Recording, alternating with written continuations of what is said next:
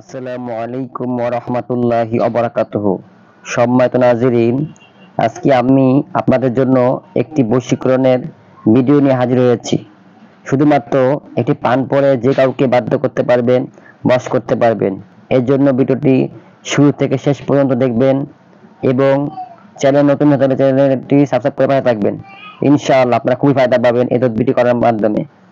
এই তদবিরটি করার জন্য প্রথমে এক পিস পান নেবেন। তারপর স্ক্রিনের যে দোয়াটি দেখছেন এই দোয়াটি 7 বার পরে 7 বার দম দিবেন ওই পানের ওপর। এরপর যাকে বশ করতে চাচ্ছেন বা বাধ্য করতে চাচ্ছেন তাকে যে কোনো উপায়ে খেতে দিবেন, ইনশাআল্লাহ কাজ হয়ে যাবে।